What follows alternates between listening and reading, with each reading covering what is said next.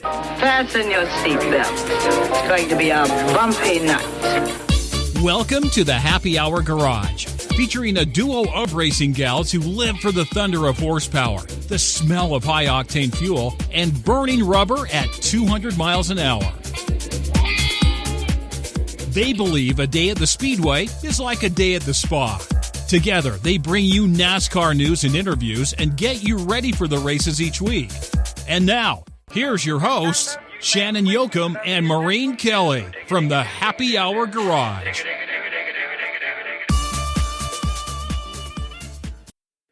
Gentlemen, start your engine.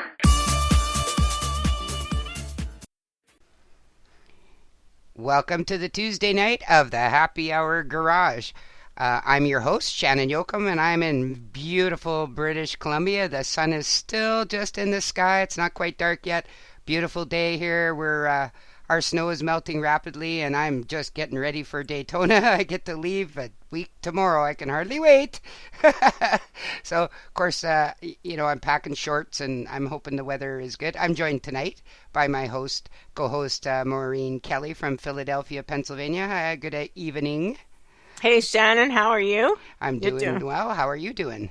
Oh, good. Yeah, our snow is also leaving, I hope. A lot of rain tonight, which is fine, and hopefully it'll take that last foot of snow and move it out of here. Yuck. And we're also joined tonight by Buddy Toole. He's in Johnson City, Tennessee. How's your snow level? Gone. It rained all day today, but it's up in the low 60s. Oh, nice. That's pretty good. That's not bad. Hey, I know you both are really excited, and so am I with our guest tonight. This guy is such a special guy. I could probably spend 20 minutes introducing him, but I'm going to try and summarize it a little bit. Our next guest is born to a dirt poor farmer, logger, moonshiner family. His story is about a man who worked his entire life, sometimes making it, sometimes losing it, but whose devoutness perhaps saved him along the way and steered him back on the right path. A man today who is 74 and a quarter years old and still races at the cup level. A man who roller skates around the garage. He has multiple wins under his belt and driven for a host of different owners, including the Wood Brothers and Bud Moore. Let me bring on the legend, Morgan Shepherd. Welcome to the show, Morgan. Well, thank you, darling. And our snow is gone, but there is a few snow piles where they've pushed it up in parking lots, and we had a beautiful day. It was up in the high 60s, so we got to open the doors in the garage and let the sun shine in. All right. Are you still in North Carolina?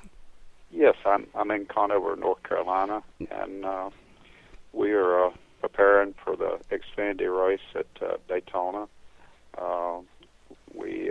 We leave out on the 17th, and of course the race is on the 20th. That's right. Yeah. I want to make sure it wasn't talking about the Cup. Cup's 21st. Yeah. But we're looking forward to it. This is a car that we had bought from Richard Childers last year, but we didn't get to run it to the July race. It was one that Richard was selling off the cars that he had bought from Kevin Harvick, and so this was a Speedway car that Tony Stewart won 2 races in. So we've got a great race car, and we are going to have a great engine in it, and we're looking forward to getting in our first race. Of course, the Daytona race is a great equalizer. I mean, everybody has a chance to win, which is awesome, I think. I'll be down there. I leave next Tuesday. I'll be down for all of the speed weeks. Got some stuff to do down there, and, of course, just going to be a tourist as well. But, your history, so many people, NBC and Fox and all those guys, they're always interviewing the Kevin Harvicks and the Tony Stewarts and the Jeff Gordons of the world.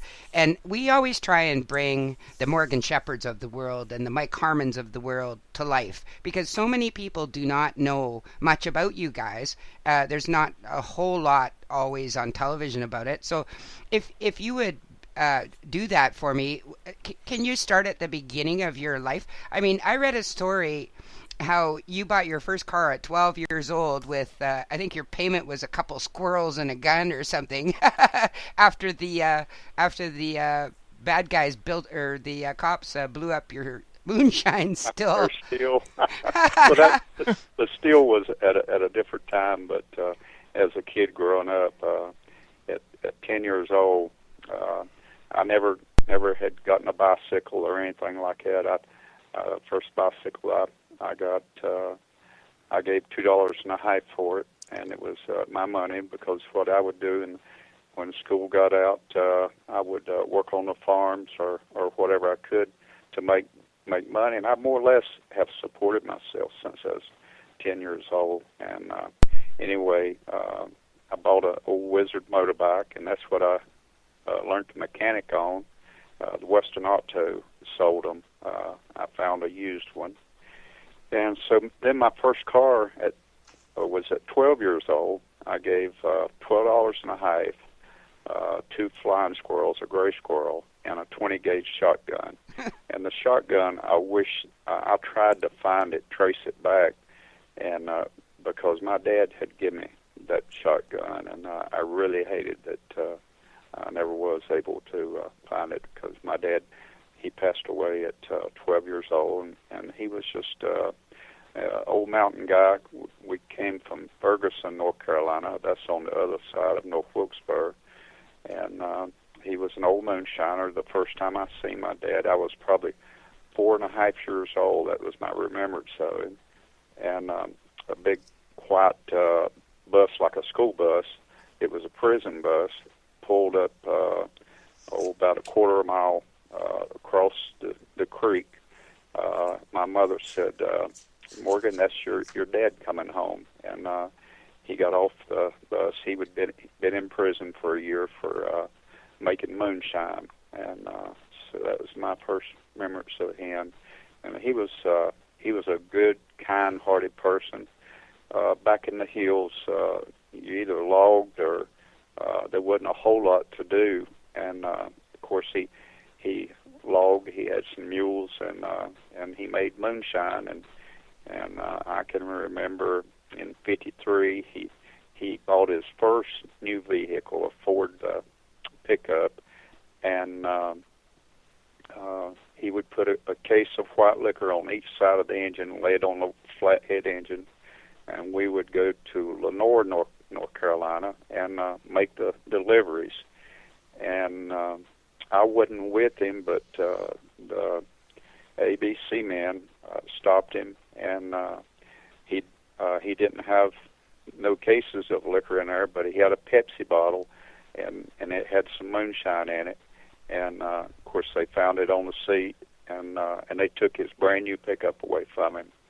So that was sort of the first part of my life, and from then on, I really didn't get into racing. I'll stop so you can ask me some more questions. Well, one thing, and then I'll let Maureen get in here, is I read that your very first driver's license it wasn't till you were 26, because they kept taking it away from you. Well, I actually had them from 16 to 17, and about a mile down the road here in Conover, there was a highway patrolman. His name was John Brinkley, and they never did catch me, but they would come home and they'd come to my house and wait on me to come in. And you could drive faster back then. Now the highways are really crowded, and there wasn't a lot of cars in. So I lost my license, and about time it come time to get them back, doggone it, they would see me somewhere, and I would change cars and try to do everything to outsmart them, but they end up keeping my license till I was 25 years old. So when my first race at Hickory Speedway, I was 25, and that was, I think, there in the summer when I ran the first dirt race. Ned Jarrett was running the speedway, and it was dirt at that time in '67. And then about the middle of the summer or whatever, he closed it down and repaved the track. And so then we did asphalt. Actually, my racing on dirt afterwards, I went and ran races all over, down in Florida and everywhere. I won at least half of the dirt races that I would run. And I'm sure you know about Volusia County there at Speed Weeks. Yep, I'll be there. Yeah, they had a 4-night show. They usually have 5 or something like that, but I ran a 4-night show, and I won the first 3 nights. And then on the last night, when I was getting ready to drop the green flag, the guy from behind me, he hit me so hard, run into me, it knocked my engine back against the firewall. So they made sure I didn't win all 4 nights. That's amazing. A little bit of racing history, though. Well, how did you see racing, Morgan? Were you at any races prior to 25 when you end up over there racing? Well, really, what happened was I had this friend by the name of Smut Deal, and he's passed on now. But he had an old race car, and everybody knew I drove fast, and they knew about my fast speeds on the road. So he asked me if I wanted to drive his car at Hickory, and I said sure. And I didn't have the money to build a car or anything at that time. And anyway, we went over there, and I made a lap and a half, and the transmission came out of it. Well, he fixed the car up for the next week, and I went over, and I think we made 10 laps, and a guy by the name of Jar Smith, he had a 56 Chevy, and it was like a Sherman tank.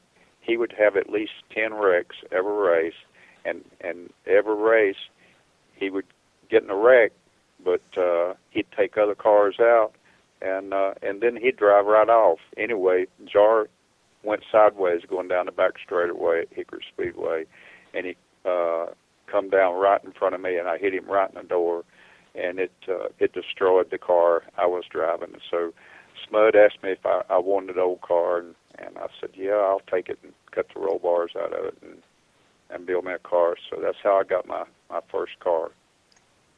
And then you were building your own engines then at that point. You were working your own cars.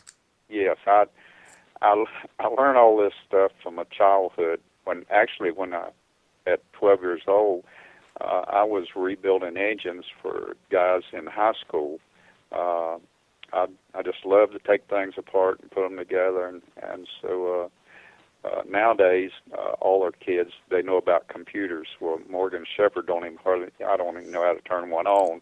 Matter of fact, I got to go take a test tomorrow, that impact test that they do, and I don't even hardly know how to use the mouse, but I'll practice a little bit in the morning, but it's not a fair test for me because I can take a hunk of metal and build a car out of it, and there's the new drivers, they're not educated that way. They're into computers and all that stuff.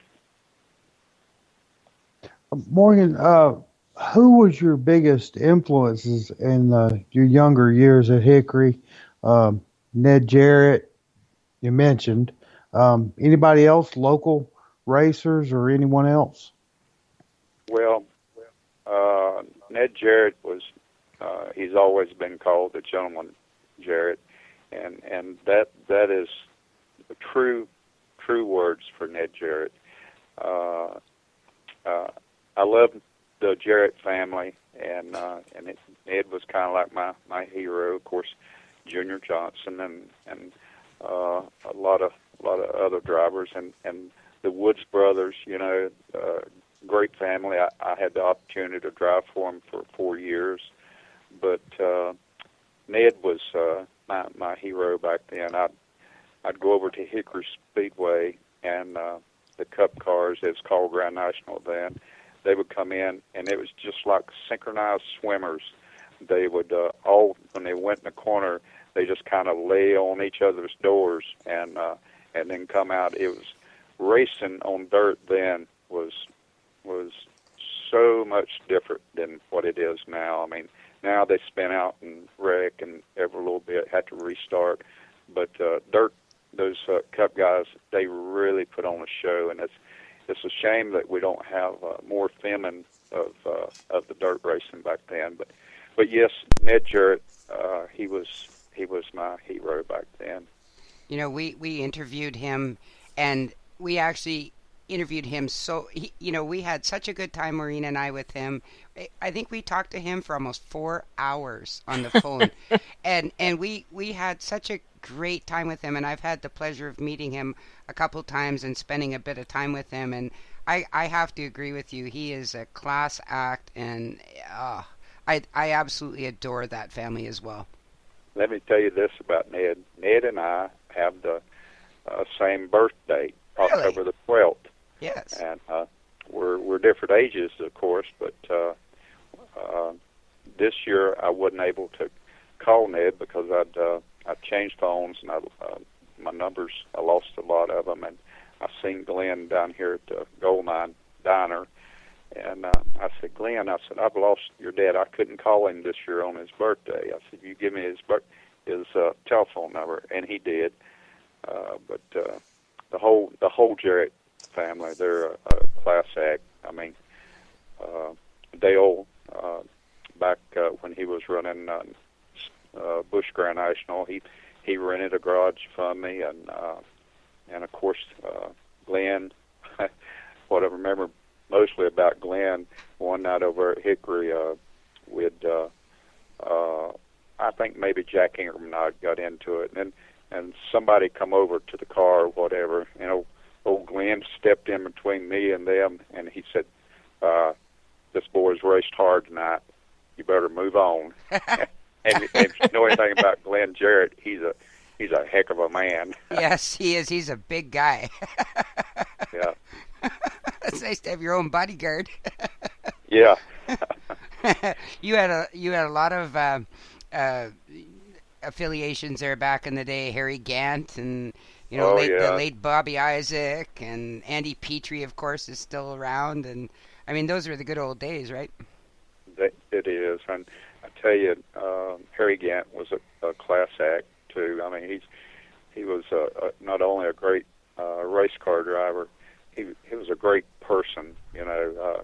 He reminds me some of Richard Petty. You know what Richard Petty has done for the sport, and Harry Gant was a true gentleman. Yes, he was. The only time I ever know him getting mad was at Alan Kowicki. Harry was leading the race at Rockingham, and anyway, Alan got into Harry and cost him the race, and of course afterwards, I've never known Harry to ever throw a punch, but he walked up to Alan and just knocked him flat on the ground. I mean, in his whole life, that's the only time I've ever known him to. But the race was his, and was not a clean pass. Yeah, it wasn't a clean pass. Let's just call it that, right? Yeah. He just flat out took him out. And that Harry is still working like crazy. Of course, I do the same thing. I'm in the garage all day long, and have to if I'm going to be in the sport. But of course, this is not about Morgan Shepherd. These 49 years that I've been here, it's about carrying the cross and serving the Lord and being influenced to others to do something with their life, and not sit back on the couch and watch the world go by or whatever. Do something with your life and help somebody. And we do a lot of that through our charity. It's going into its 30th year now. We go up in the Virginia mountains and we do stuff other places on the earth. We also go down into Georgia. We've got a couple churches that we do down there. So the Lord's blessed me with being able to help others, and I can ask these other drivers or whatever to donate or whatever, and they help out. I might not be able to help myself, but I can help others. And that actually leads me to my next question: is you weren't always that way, so devout. I read somewhere that sort of saved you from a rough and tumble alcoholic, bad marriage, loss kind of deal, where you found God and became a born again Christian, and that kind of dug you out of a hole that I think a lot of not only race car drivers but just people in general go through. Yeah, periods in their life. With me, and I really found the difference between a saved person and an unsaved person, and I can look back and I can see what I was and what I wasn't. February the 23rd, 1975. Before that, I'd come back from Daytona, and my wife had left me, and Cindy and I, not her, we'd been married 21 years. But anyway, I came back, my wife had left me, and so I said, well, I might as well live it up. And so I called this girl in Florida, and I cheated on my wife. Of course, my wife cheated on me. It was both ways. But anyway, flew her up and spent the weekend together, and I woke up on Sunday morning, and I was so sick, and I got to thinking, Morgan, here we are supposed to be over the animals, everything on this earth, and how can I be so stupid to pour this stuff in my body? And the only time I feel good was when I was drinking, and then other times I'm miserable, and I look around at my friends, and I've got friends that's got good families and have good lives, and there's something very wrong with this picture, and so I flew her back home on Sunday evening, and then on Monday I drove her around. I would just kind of break down, and on Tuesday I felt like that I either had to shoot myself in the head or give myself to the Lord. And I'd been to church all my life, and I'd probably said the words, but never meant it. But that night at 8:30, when I knelt down on my knees and I got done praying, I felt like 1,000 pounds had been taken off of me. I felt like I could jump straight through the roof. And God came into my life then, and even a couple of weeks later, I had went down and told Preacher Barrett on Wednesday night what had happened, and told him I wanted to join the church and everything. And a couple of weeks later, there was some of the girls in the Sunday school. They said, Morgan, you ought to hear these old women. They said he'll be back at the liquor store before you know it. Well, here I am, 74 years old. I was 33 then, and God made me see all the problems, all the good men and women that's in prison, that if they wouldn't have taken that drink, they wouldn't have did what they did, or they wouldn't be abusing their families, and so then I find myself in our charity and going to the mountains or going to a church and speaking. And before I was saved, I only cared about Morgan Shepherd, what I could do for him. But now that Jesus came into my life, it's not about me. It's about him, and that's what our racing is about, is carrying a cross on the hood, trying to make a difference in somebody's life. And Morgan, I don't think maybe some of the listeners are aware of this, but and I've read about it. You minister to those at the racetrack as well. Is that correct?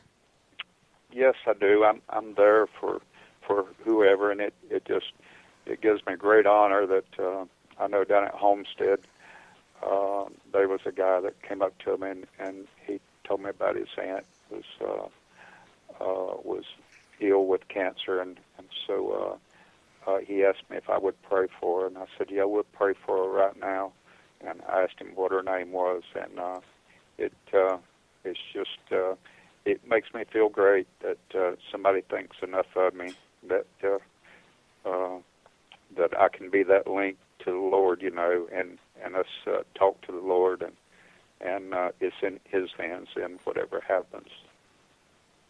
Oh, I'm sure that I think that's important, for some of the listeners to hear as well. Like, we only see Morgan Shepherd racing, when we turn on our TVs when a weekend comes. So we don't see the other complicated parts of your life, but I have actually heard and even read while I was getting ready for this that some of the other drivers, they hold you in esteem because of your relationship with Jesus. And yeah, exactly, which is lovely, really. Yeah.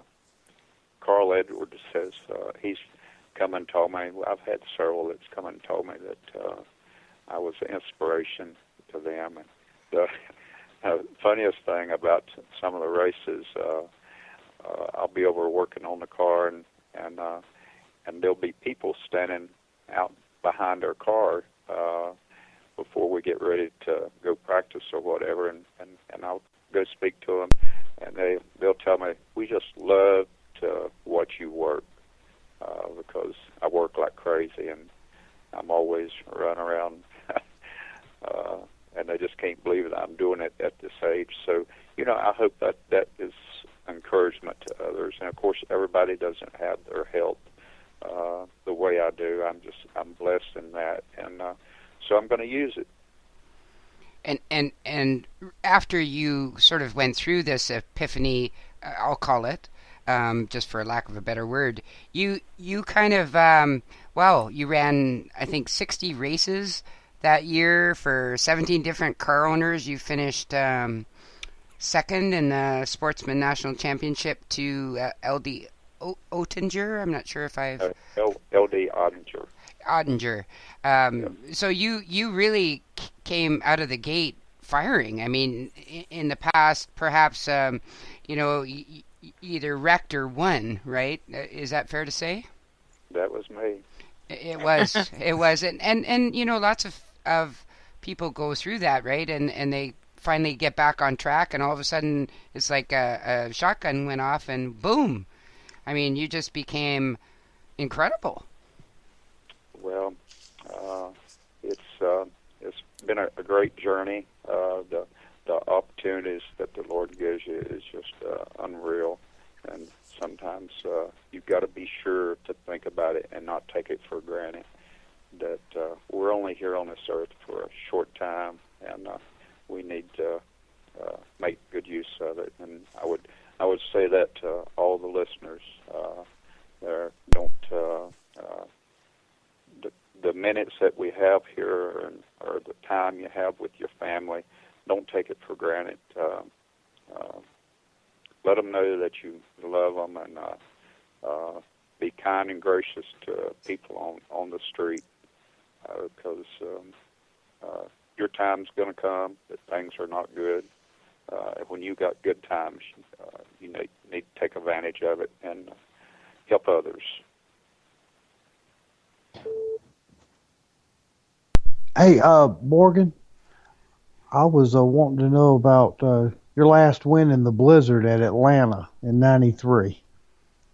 Hey, I needed snow this next one. The snow was good for us.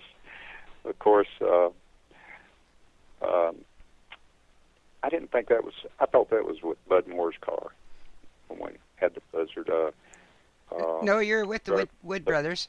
Yeah, in '93. I was with the Woods Brothers, but I didn't think it snowed that race. Well, it snowed the weekend before, and some of them were stuck at the track, right? You managed to go home, and then you came back, and I think Mark Martin led almost all the race, but it became a fuel mileage race, and your buddy there, Alan Kowicki, I know, was up on the pit box saying, save, save, save, and you guys managed to save enough fuel to win that race, and that was your last win at a track where you say Darlington is your favorite, yet you've have 3 wins at Atlanta.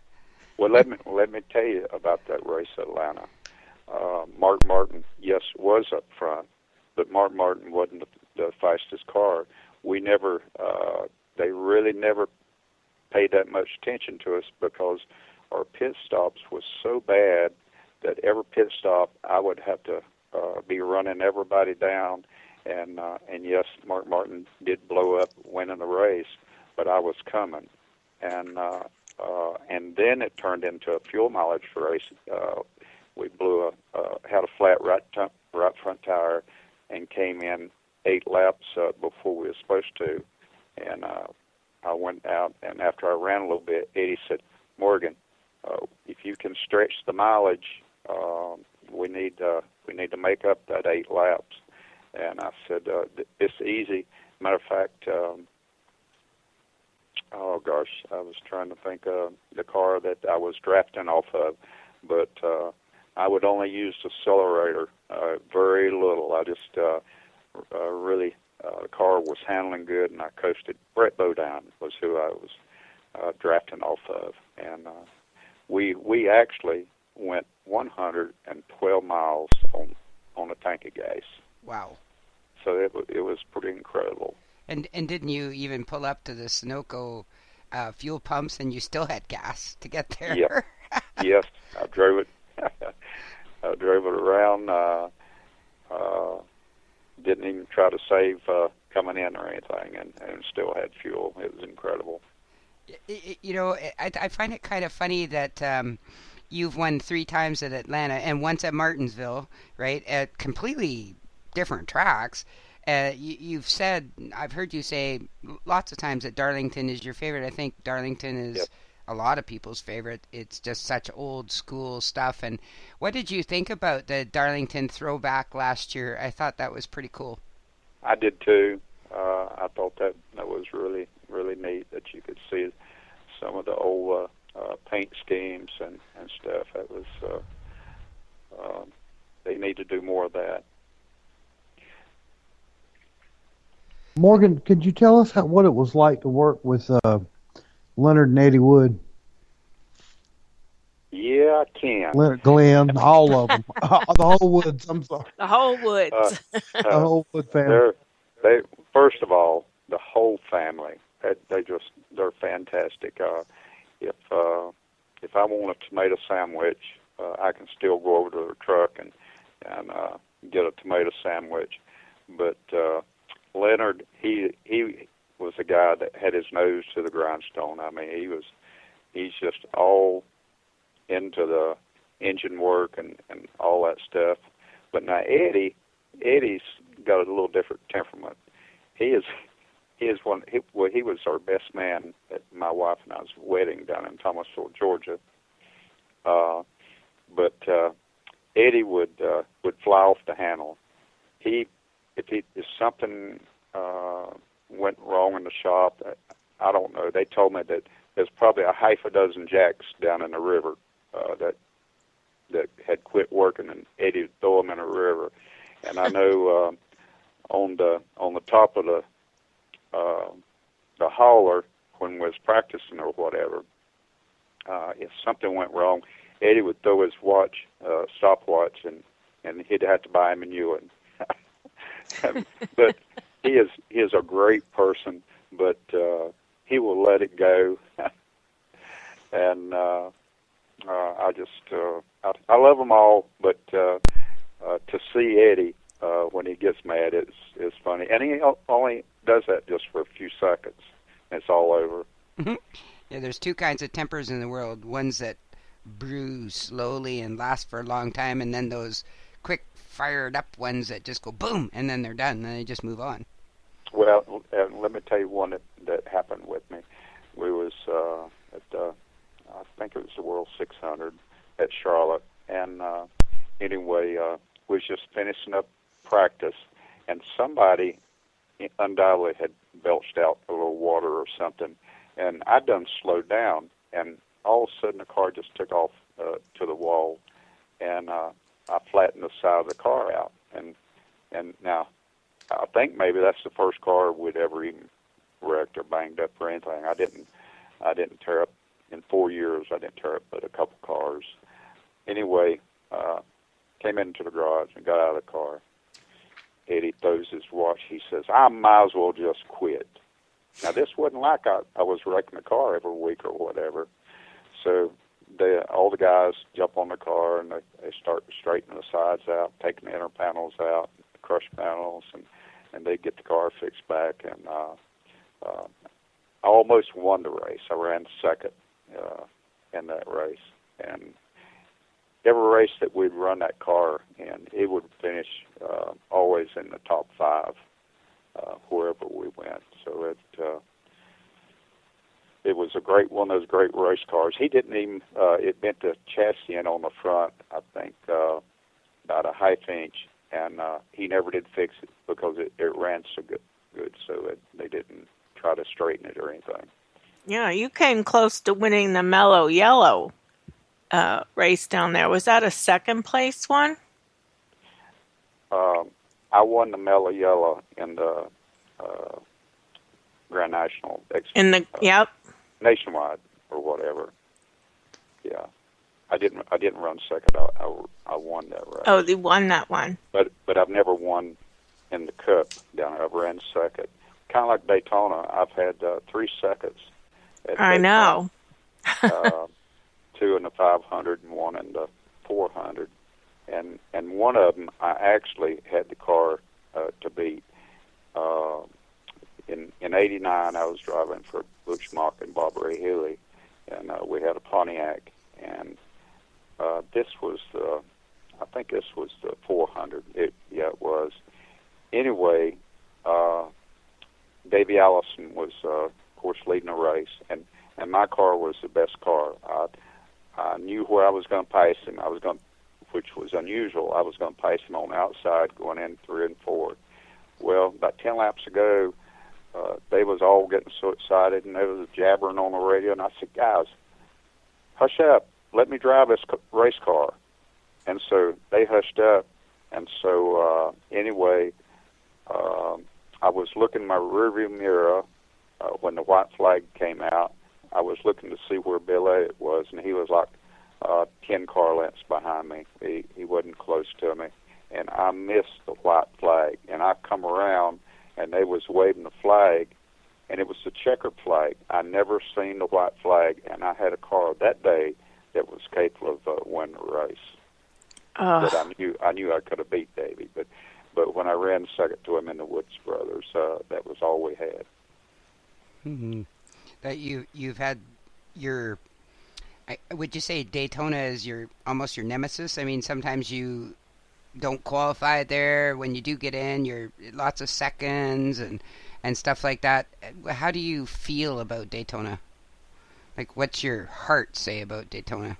Well, Daytona and Talladega is the same type racing, and the thing that I didn't like about it is if your motor wasn't running good or whatever, you wasn't going to qualify good. But always after I got in a race, I was able to draft well and run good.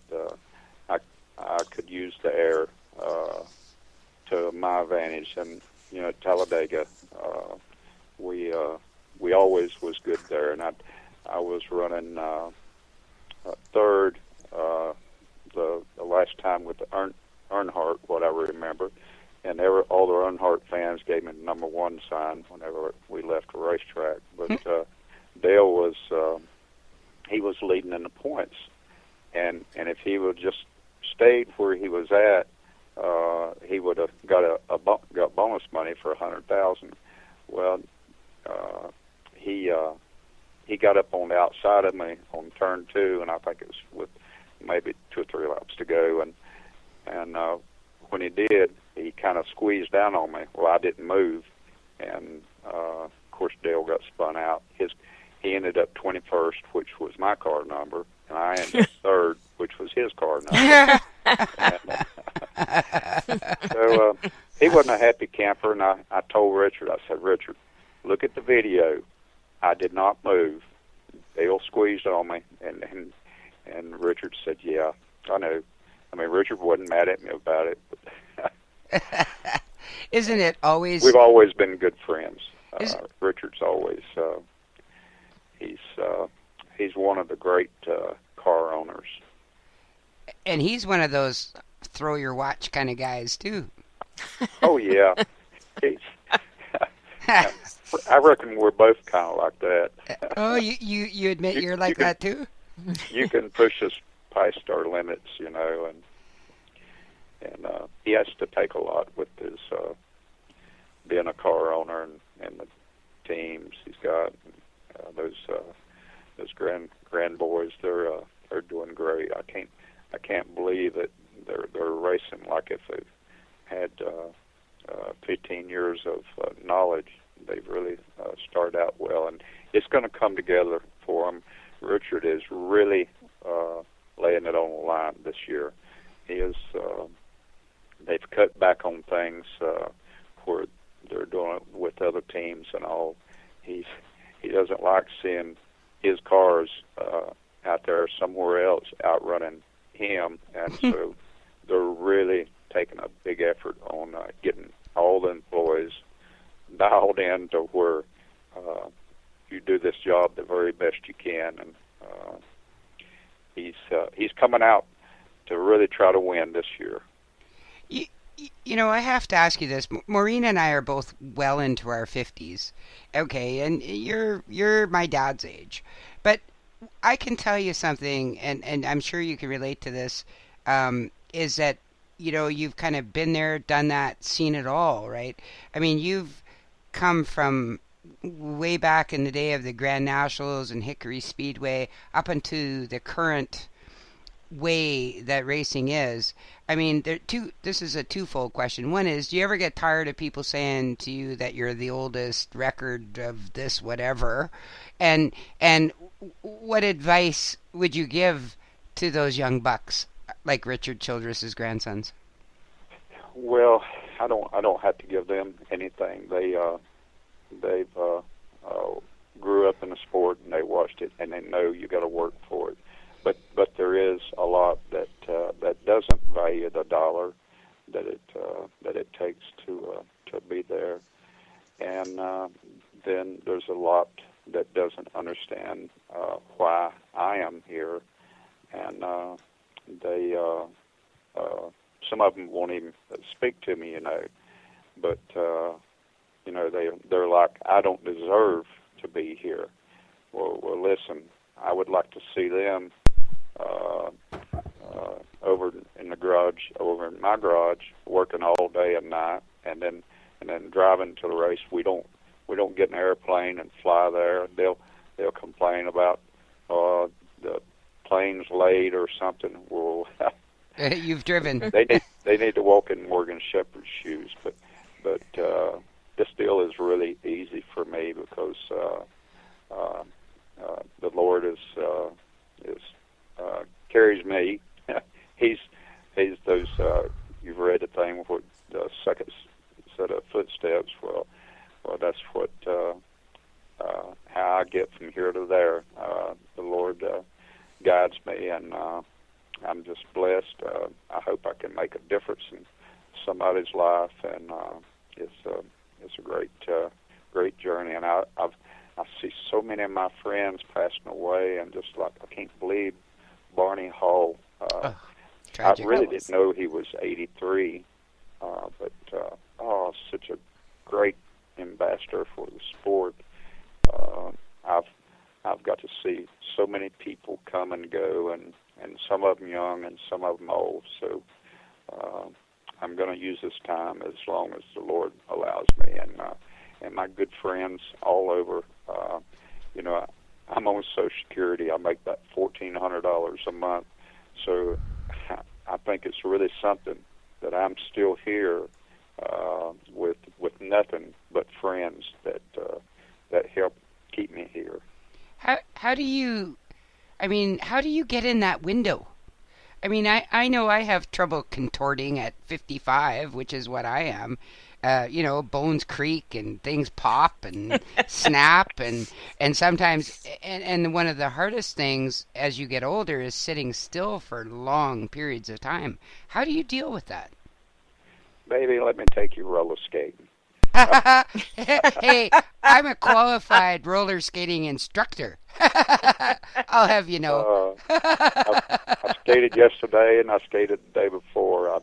I haven't got to skate a lot this summer, past summer, because of all the work, but I got to try to keep that going because it really helps me physically, and your balance is so important when you get older.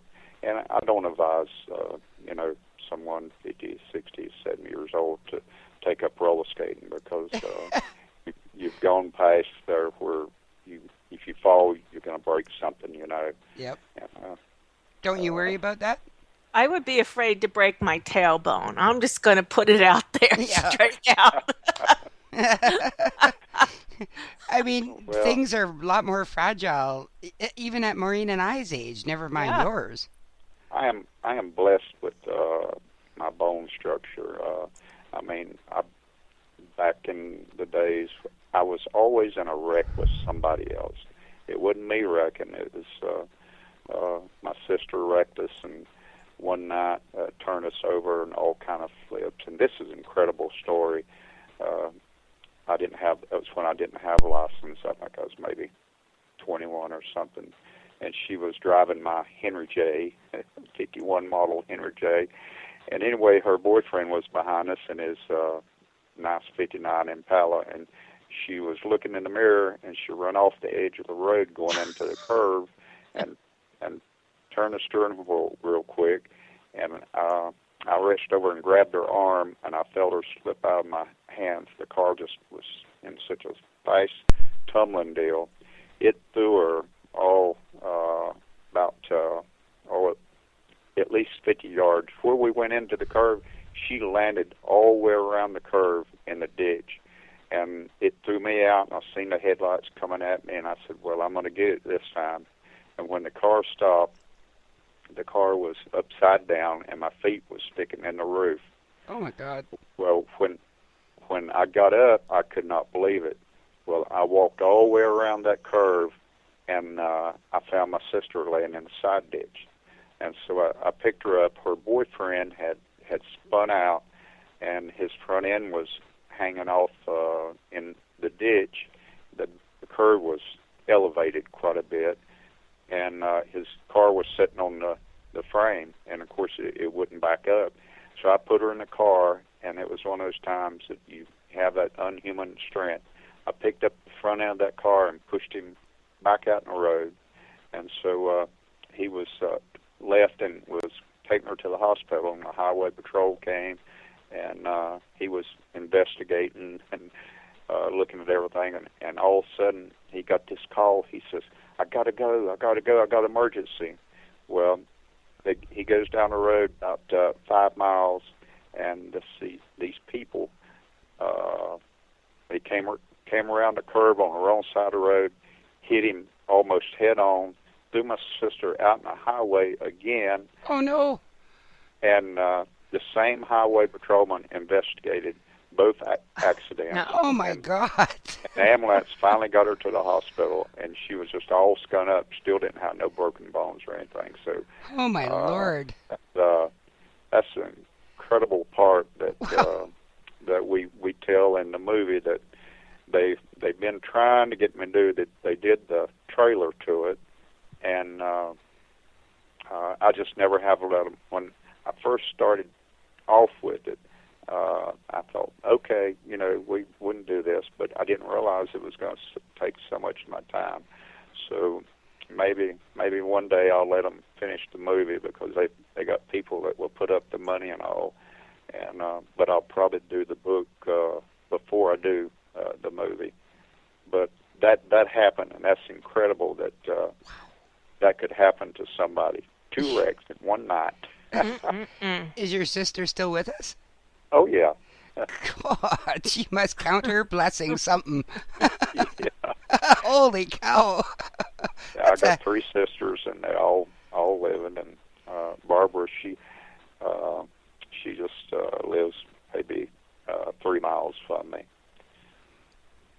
you close to your sisters? Yeah, we all get together for our Christmas stuff, and I got one that lives in Akron, Ohio, and Stowe, Ohio, right outside of Akron, and she's such a sweetheart, Joan. And then I got one that lives in Shelby, North Carolina, Edna, and I'm just blessed with good family. My mother's passed on. Of course, my dad passed on when I was 12. And you don't have any children, do you? I got 6. What? I got Oh. 11 grandchildren and 1 great. I must have missed that somewhere. Yeah. So, geez. Well, tell us a little bit about that, because obviously I totally missed that. I got 5 girls and 1 boy, and they're all married but 2. Did any of them interested or involved in racing in any aspect? My daughter's Cindy. She did work for Impact, and she left, and so Impact doesn't have anybody down here now. They just work straight from the factory, and they still do my driver's suits and shoes and seat belts and all that stuff.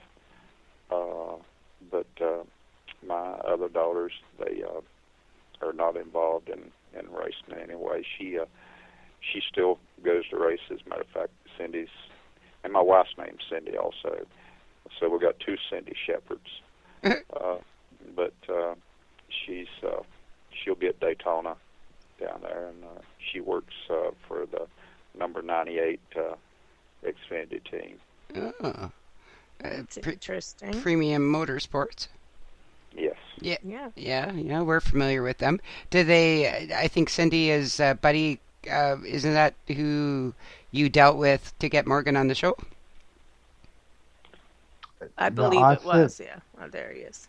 Probably was. Yeah, Yep. I sent your wife an email, and then you called me.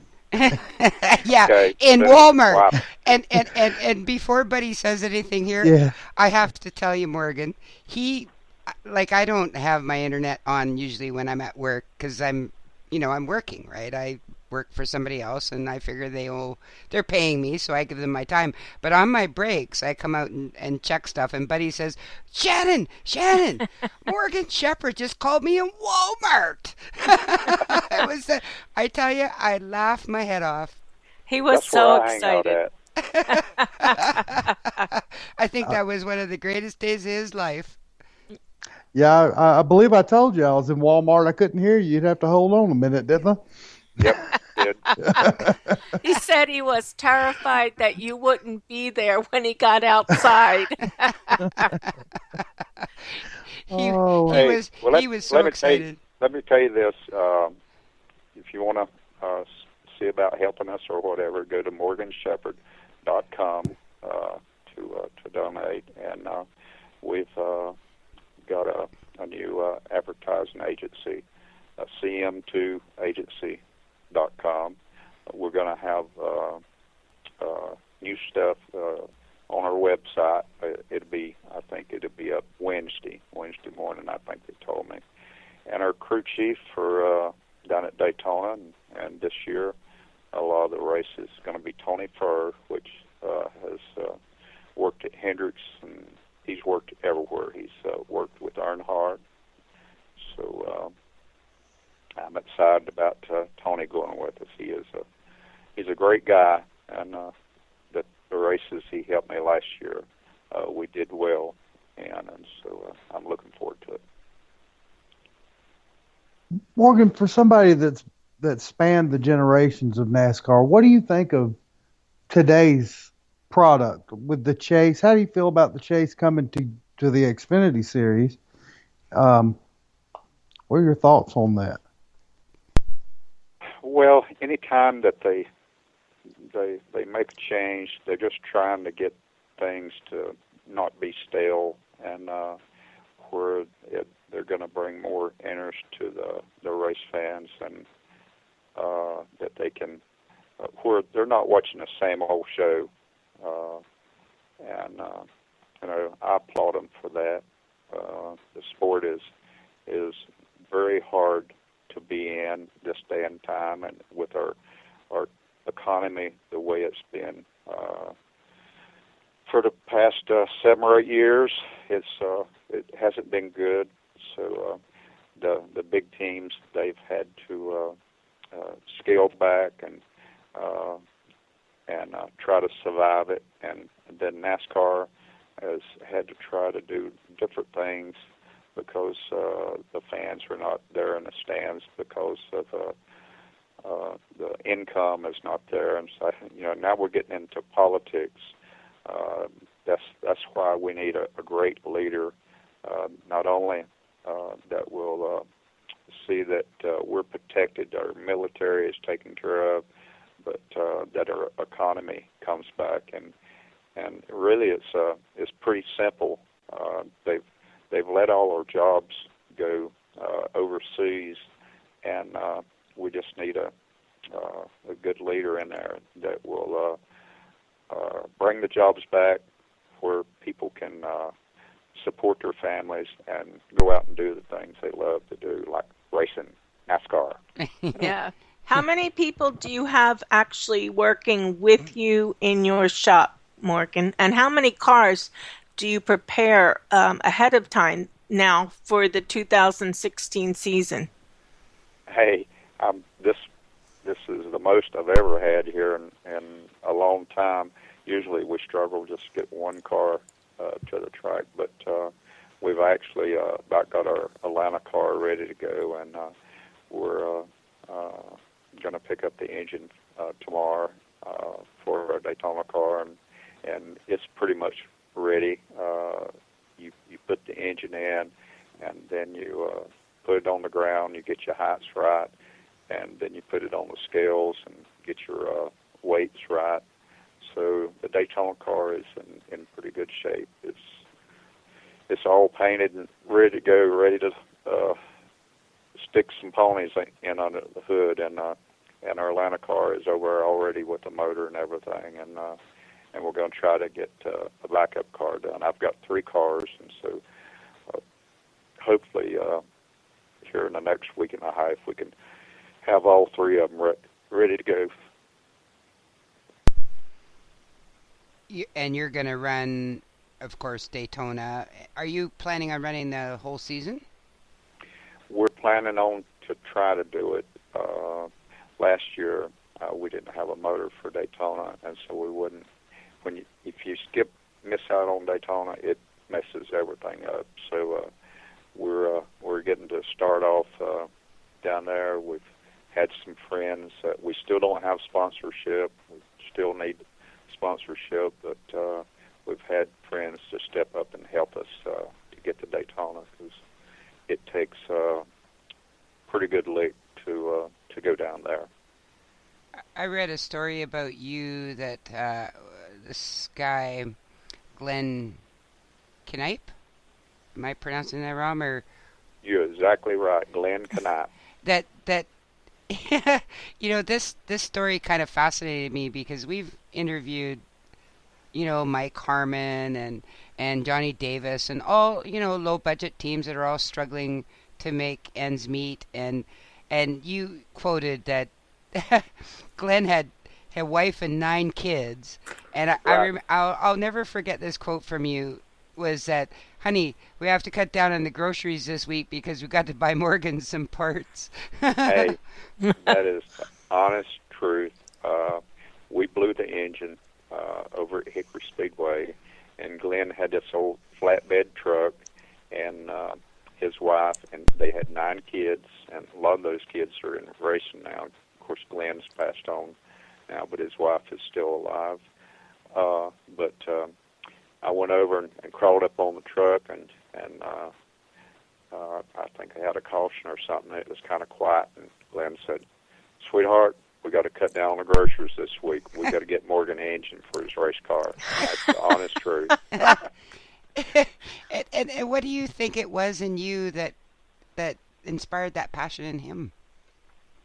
Well, he was a racer also, and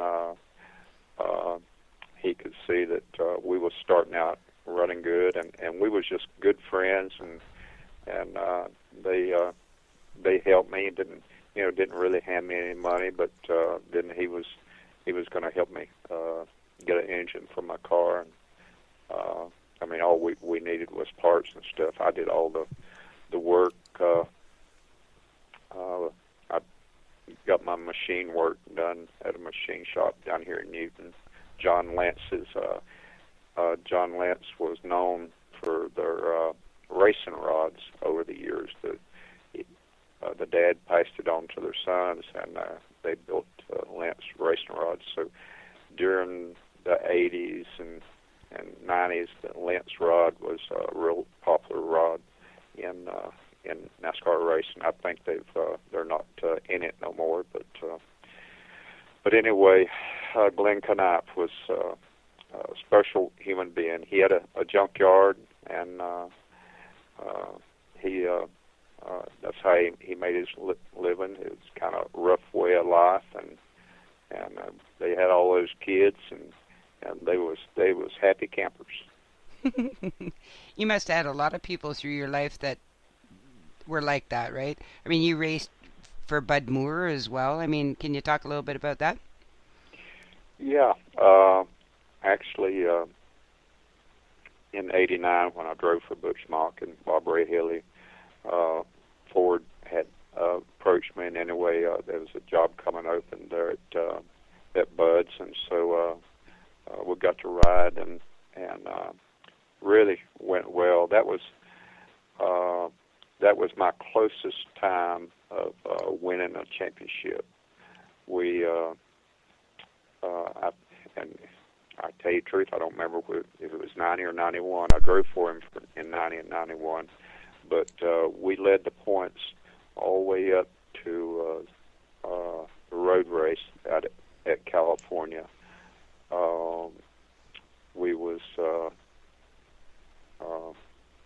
We took the lead probably pretty early, and at that race we lost the engine with maybe 7 laps to go, and so every race we went to, we had problems with the motor, and we fell all the way back to 10th, and then we kind of got things get back together, got the engines back where they'd stay together, and we worked our way back up to 5th. So that was my closest opportunity of winning a championship. Donnie Wingo was the crew chief there, and Donnie Wingo is one great human being. He's a hard worker, easy to get along with, and I can remember at Rockingham Speedway, we won the pit crew challenge down there, the contest. We set a new record. Our right rear tire changer was 52 years old, Harold Stott. Mm-hmm. And I know a lot of people know Henry Benfield that drove tractor and trailer for Junior Johnson. That Henry Benfield he just loves to do. He was very mischievous. I'm jumping around here a little bit. That's but all right. I'm telling the story. Anyway, Harold was scared of snakes. Yeah. And so we had went to I share Phoenix, that with him. the first race at Phoenix, and lots of snakes so, there. the Indians had to clean the snakes out. They got, I think, something like 235 snakes out of the garage area there. He'll rattlesnakes, and so Harold had went into the restroom, and so that rascal got a rubber snake and threw it over in Harold's stall, and he come flying out of there, run straight out the door with his pants down to his knees.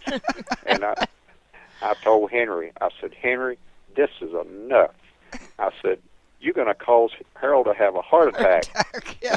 And I would have had a heart attack. He was just a prankster, and he still is. He still is. He'll come by me, and he said, Morgan, he's talking about my daughter, Cindy, redheaded daughter. He said, I'd make you a good daddy-in-law. I know a lot of people in racing knows Henry Benfield. But, Oh yeah, I'm familiar a little bit with him. we had a great group there with Bud and all the people there, but Ford kind of helped move me over to the Woods Brothers. You've driven Fords, Pontiacs, Buicks, Chevys. Have you ever driven a Toyota? No, not yet. Can't never tell, but I love my Chevy people there at Childers and Tony Stewart, Tony and Kevin and all of them. They've just been a great help to me. And, it's going to be kind of sad that Tony is going to move on. I just hope he can win a lot of races this year. Oh, I hope so too. I was going to ask you about your relationship with Tony. You guys have been friends for quite some time. Well, you know, if it wasn't for Tony and Childers and different ones that I can't even call their names, there's no way that we could be carrying this cross. And I always tell them, I said, you know, don't help me, help me what we stand for. And so they do. And I just it hurts me whenever I see Tony not doing good. And same way with Richard Childers, and things are not where I think they should be and what they're capable of. I hurt for all of them, and so I pray for all of them, and that's all I can do on my end. I'm sure I'm sure that they like that. You know, I had another question I did want to ask you. You've mentioned a number of different types of tracks, and we've gone around like the super speedways. And a little bit a while ago, you mentioned the road race in California. I wanted to ask you, what are your favorite types of tracks to drive on in NASCAR? Well, Darlington. I love Darlington because you're not really racing compared to. You run within a half inch of the wall, and it's just a great challenge. Other tracks, you're going and you're looking for different grooves, low, middle, high, or whatever. Darlington, the fast way around is during the race is right against the wall, and you gotta put it right on the edge. And I've been very fortunate racing there. I've hardly ever banged up a car there, other than somebody getting into me, you know, and wrecking me. And that's happened a time or two. I'm sure. Now, there's Kyle Larson. Interestingly enough, is another. He's a young driver, but he seems to enjoy rim riding up there as well. He does, you know, and I love Chip Ganassi. He's been one of my great supporters. Of course, Roger Penske has, but Roger might not after. He hadn't helped since Joey and I got together. We'll talk about that later. About that. Yeah, you know, and that was really an unfair thing that the media was on to me before we got started anywhere. And that wreck. They showed us going down the back straightaway. They never showed the replay of us going in the corner or what happened, because Joey cut across my nose, and when he got close to me, it caused my nose to slip over. But anyway, back. Let's see, where was he? Here, we'll get off of this. Well, I asked you about another, an up and comer rim rider, Kyle Larson. Kyle He's one Larson. of Shannon's favorites. Yeah. I was so happy for Chip Ganassi whenever that happened, and that's going to really work into, I think, a long relationship.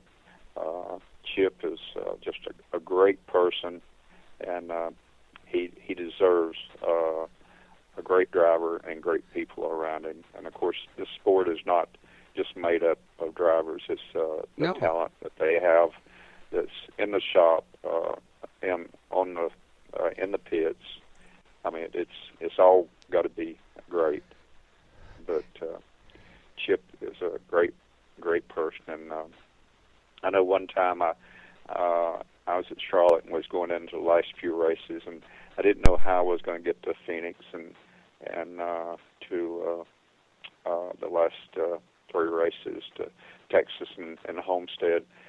And so I thought, I'm doing this for the Lord. So I did up a little card, and it says, "Help Morgan carry the cross."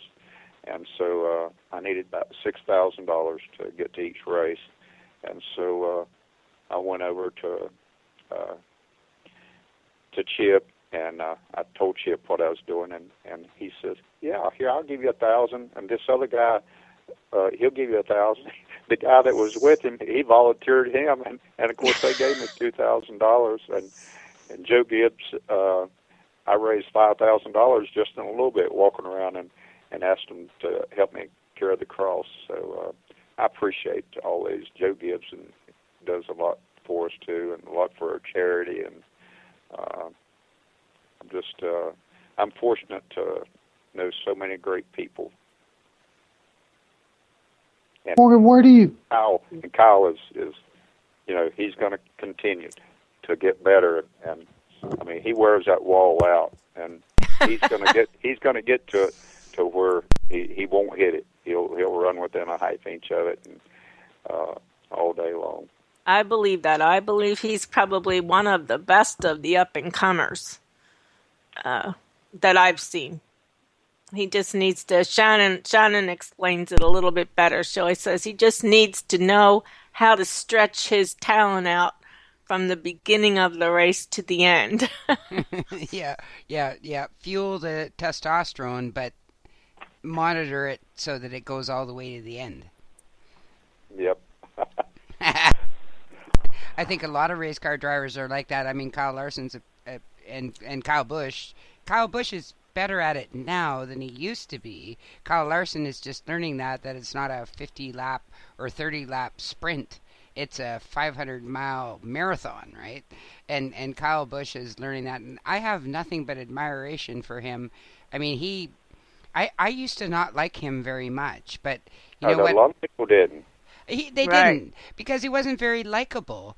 But after he got married and had Brexton, he became a lot more likable. And like my guy is Jeff Gordon, and always has been, retired. When Jeff Gordon retired, and I'm still floundering around about who I'm going to cheer for. I adore Kevin Harvick's bad boy attitude, where when you get in the car, there are no friends on the track.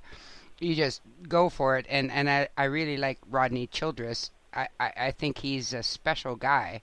But Kyle Larson intrigues me, as does Kyle Busch. They both have something magical about them. They, we interviewed somebody the other night, Tom Legman, and you might know him. I'm sure you do know him. He said that all the years he was spotting, he would watch drivers, and you would know when it was magical. There was a certain magic about it. And people ask me to define this all the time, and I can't really. All I can say is I recognize it when I see it. And Kyle Busch and Kyle Larson both have that. And once they rein in that testosterone, I call it, maybe that's not the right word. Kyle Busch is closer, obviously won a championship this year after injuring himself and missing, all those races. He still managed to... Incredible. That is mind-boggling. And you know what? He earned Let me interrupt. Kyle Busch is in church every Sunday before the race. He is. I know he's very devout, and I think that comes from the Joe Gibbs thing. I don't think he was like that before he joined Joe Gibbs. No. And also his wife Samantha. She has always been a devout. Yeah. And I think she's been a real improve. She's helped him really tremendously to improve. Absolutely. She is the most friendly person to people. I know she's very friendly with my wife. They talk quite often, and they're just they have both of them have turned their lives around, and now they got a family and a championship, and they just I mean, Kyle is not a loser. You know, you show me a good loser, and I'll show you a loser. So he's still got that. He hates to lose, but he is an incredible race car driver. Yes, I totally agree. Morgan, racing in the Xfinity Series, you get to race alongside a lot of the young up-and-coming drivers. Looking at that field, who do you think is the next potential superstar coming out of Xfinity? Well, you're asking me a question that I don't get to pay a whole lot of attention to because my work involvement in it, and yes, I do notice the guys when they're coming along, like Kyle Larson. I would when I heard that might happen and all, and that's a great fit for that team. And anyway, we've got so many right now that Kyle Busch has helped bring in, that these drivers that they're level-headed on the racetrack with what they do with the cars or the trucks. It's really, really hard to just pick one. We got like having a good crop of corn. We've got a good crop of corn out there. Well, Eric Jones is a perfect example, right? You know, he's an up-and-comer that's still learning the politics, let's put it that way, of racing and how to rein himself in, and you know, he's like a mini Kyle Busch almost. Yeah, that's one of the first things that you had to learn about being in the sport or being in any sport, that the sport's going to be here whether you are or not. And when you're in the sport, you need to respect NASCAR. And, we don't always agree with what they're doing, but they're the one that's got it there. And if you do your job, the opportunity is there for you to shine. So you need to learn that as a young driver right off. Respect NASCAR, what they're doing, the opportunity that they're giving you, and take advantage of it. What is your mentality with that now at 74 and a quarter years of age? Like, how do you like how do you see yourself in that life? Well, first of all, I recognize that this is a rich man's sport, and when it comes to money, I would have been gone a long time ago if it wouldn't have been for friends and the friends in NASCAR. I mean, they could have put an age limit on it, and put us out at a certain age. But there's some of us that are healthy enough to be there, and they probably see it like I see it.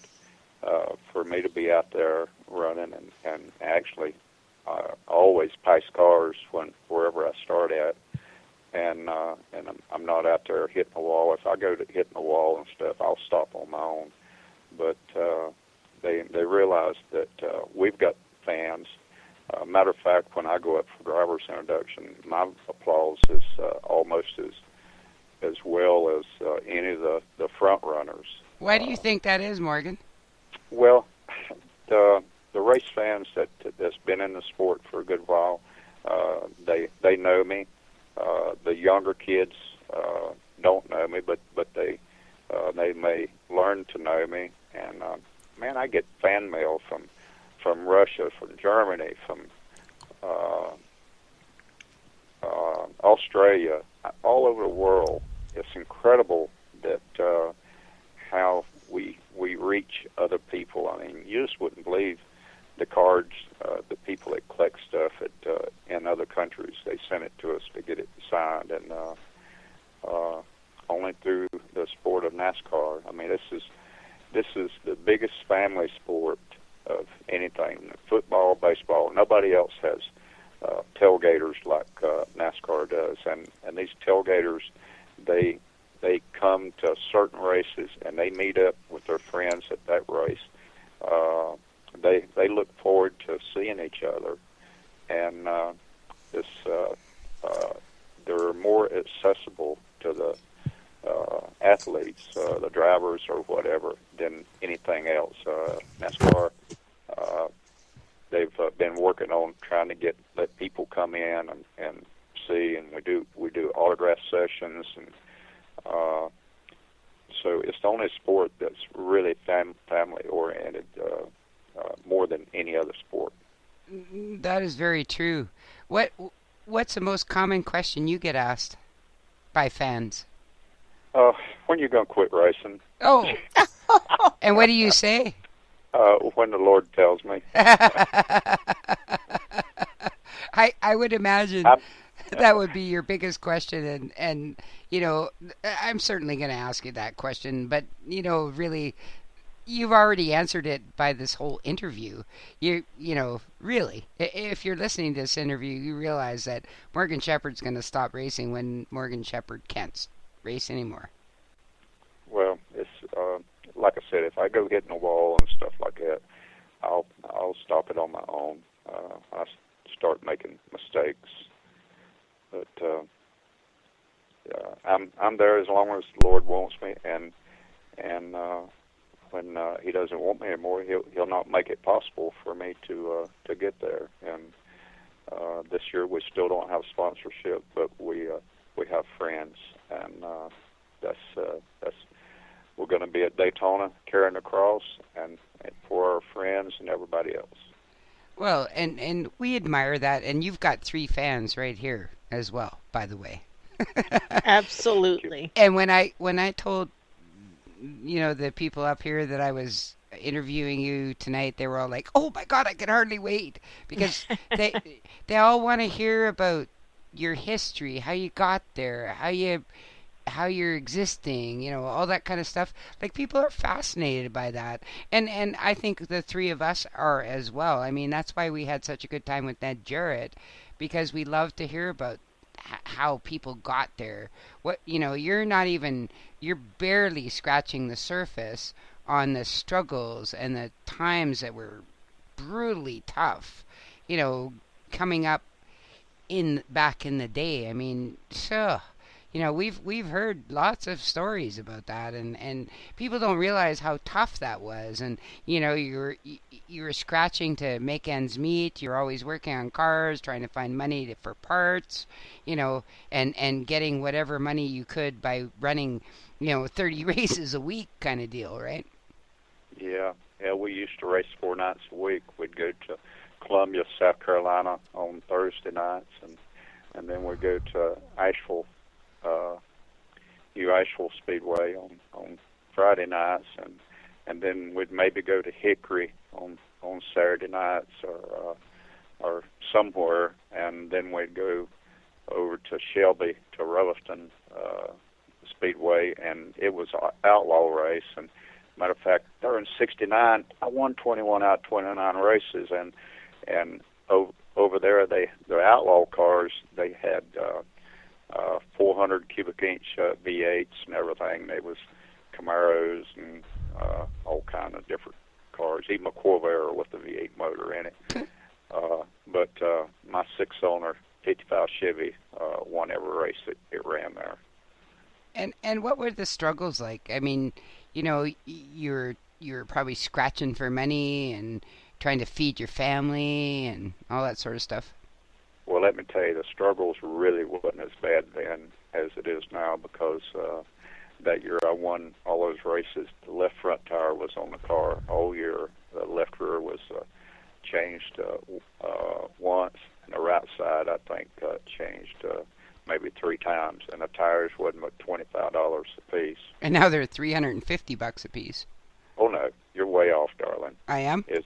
Yes, it's over $2,100 for a set of tires. It's $500 some a single piece. tire. Yeah, single tire. Wow. And you can probably only at different tracks if they come in and pit it in 10 laps and you don't come in and put tires on, you're lapped in no time. You're going backwards.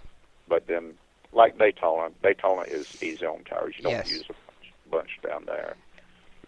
Daytona is good because tires don't matter, speed doesn't matter, qualifying really doesn't matter. It's all about the draft, right? Yes. And the draft sort of being is at the the right equalizer. place at the right time too, boy. Yeah, yeah. When that big one happens.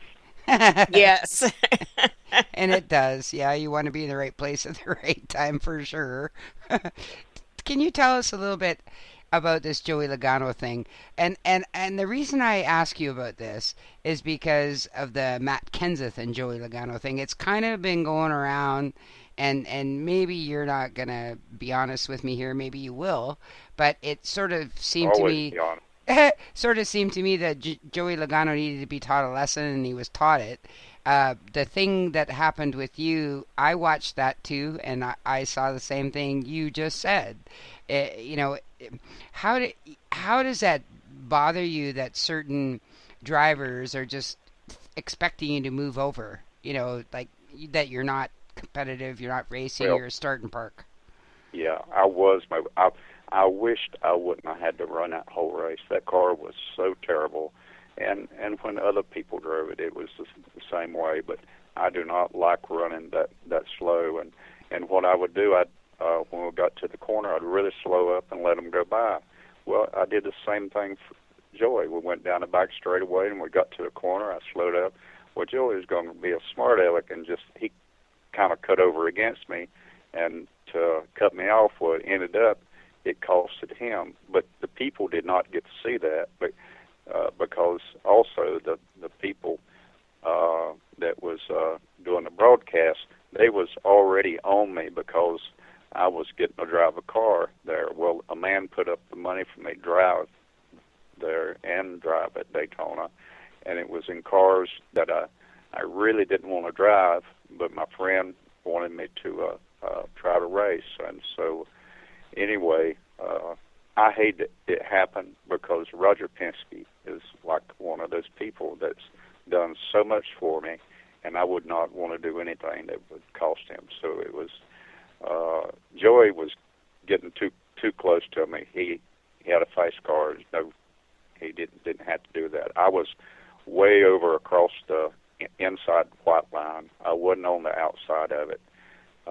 And when he cut over it, it caused me to touch his tire and spun both of us. And unfortunately, he come out on the bad end of it, and it caused a lot of people to run their mouths about it. As racers do, right?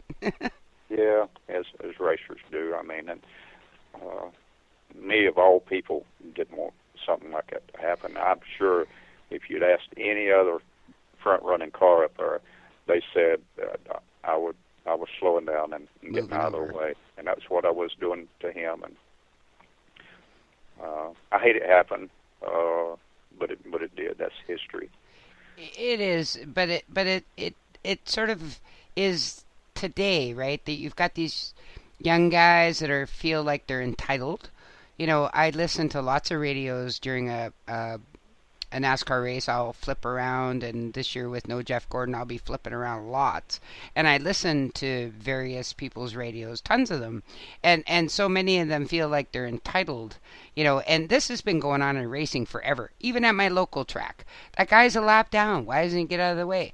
Well, he is out of the way, you bonehead. You have to go around him. And to me, I see this in the truck race with Norm Benning is a good example of this. Yes. He always moves down low, lets everybody go by, and once in a while something happens, and of course the media takes it and goes ballistic with it. Yes, unfortunately, that's part of life. And, I like your little snort there. Yeah. That kind of said it all, didn't it? Yep. I think think it's what we all known. I mean, Shannon and I had talked about this shortly after the incident that you had. You know, then we sort of saw what happened between Matt and Joey. And at the time, I said I was chatting with Shannon during that particular race, and I mentioned what had happened back with some other drivers as well, saying sometimes respect is also earned on the track. Exactly. You know, and for whatever reason, in my estimation, you know, Joey maybe needs to find a little bit of that respect. Well, that is one place that I disagree with NASCAR, and I told them at one of the meetings last year down at Charlotte. They always have these meetings with the drivers and everybody down at the tech center, and they was finishing up, and they was talking about, you know, trying to get the fans more, you know, do things to help with the fans. And so when they finished up, I said, hey, let me tell you what has made this sport, and I don't know why y'all are overlooking it and why y'all are doing to the drivers and car owners what you're doing. I said, remember Daytona, Bobby Allison, and Cale Yarborough. Yeah, Cale Yarborough. I said, that's when the sport really got going, and now you find Richard Childers $150,000 for punching Kyle, and of course, you know, now Michael Waltrip's out of business because of the stuff that went on, and I don't agree with what, you know, went on there, but it was such a big fine, and ended up, you know, it lost sponsorship and everything, and I hate it for Michael, but that's one part that I will speak out on. The fighting, a little fight every now and then, that's what they show on TV, and they're fining these guys for it. I told them, I said, you ought to be paying them. Yes. And they said, yes. Exactly. They do. They should. And Jim Cassidy says, Morgan, when's the last time that you got into it? And I said, well, I reckon it was at Vegas. That was 4 years ago. I was 69 when our little deal happened at Walmart out there, when these three guys come running out and they'd stole some stuff out of Walmart. My wife and I went, it was cool, went to get her a jacket, and I turned around and went back to the car for a minute, and I got out and here those guys come, and they had about a half dozen security guys after them. And so they get cut across the parking lot, and here come a cop car down to her, and I cut out running. And as I was running, I said, now, if this cat pulls a knife on me or a gun, what am I going to do? And I just said, well, I'll deal with it when I get there. And I hit this guy, the one in the middle, the first and clear defense. I hit him so hard, he was looking at the cop car, and when he did, I mean, this was the Lord's work, because a 69-year-old guy is not supposed to be able to run a teenager down. I think they ranged from 17 to 24. But anyway, I caught his right arm, and I wrung it around his back, and he went face down on the pavement, and the cop jumps out of the car. It just so happened I had on a camouflage shirt and a vest on, but the cops thought I was an undercover cop or either part of the military there or whatever. The cop got out, threw me the handcuffs. I caught him with my left hand, and I cuffed the guy. And the security guards, they was just clapping their hands and everything. And a cop come back, and he didn't catch the other guy. He come back and said, "Can you hold him a little longer?" And I said, "Oh yeah, he ain't going nowhere." And so he gets in his car, and I reckon calls back up. And so I get up and I go in to the Walmart, and when we was coming out, there's cop cars everywhere, just a crowd of people over there. And I told my wife, I hadn't said anything to her. I said, I caught one of those guys over there that they was stealing stuff out of the store. She said, "You did what?" But see, the Lord separated us there, because he he knew if she'd have been with me, she'd have been hollering and screaming at me to stop. Yeah. And so he would have looked and you anyway, would have caught him. the next day, the media come to the track and is interviewing me, and that's when we had the big yellow Jesus logo on the hood, and so they took a picture of my car and put it on the front page of the sports, and you know that ain't going to happen in Vegas, but it did. Big Jesus logo on the front of our car, and telling about me run the guy down and cashed him, and we heard some other stuff after that went in the paper. This guy had in the pit, wasn't in the pit area, he was in the garage area or whatever. Anyhow, he grabbed somebody's camera and took off with it. Well, this other guy said, if Morgan Shepherd can do it, I can do it too. And he ran the guy down and tackled him. So anyway. Good for you. It's quite a journey. You know, I work in a store and I've gone after a few thieves myself, and people always say to me, "What are you doing?" Because I can't stand thieves.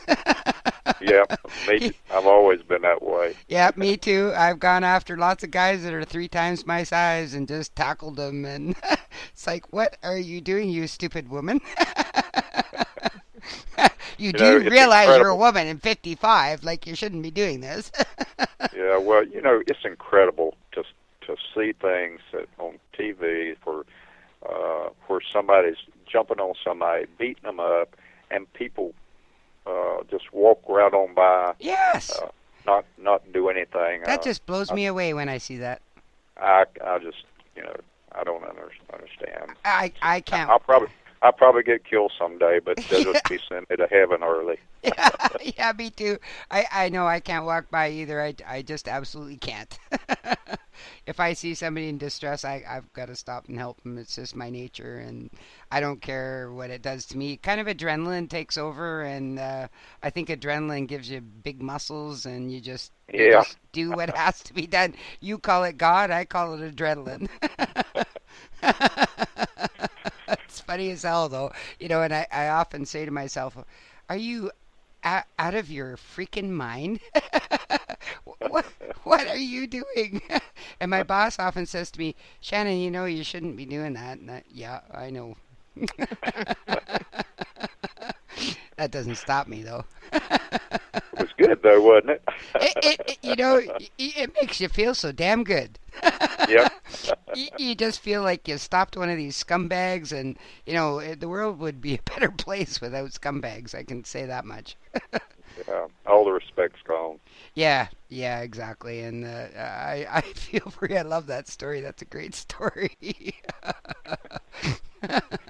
So let's get off of here. Yeah. What's your plans for the future? Tell us quick, and we'll let you go. Well, my plans don't always work. I've learned that God only knows what's going to happen. But we're planning to go to Daytona and planning to go to the rest of the races, and we'll just see how far it carries us, and hope we do something good along the way. Oh, that's good. And we'll come down and say hi to you in Daytona, and maybe we'll see you out at Volusia. And, you know, I know Maureen and Buddy and I have enjoyed this interview, and I know our fans will too. So thank you so much. Thank you. you. God bless you. It was an honor.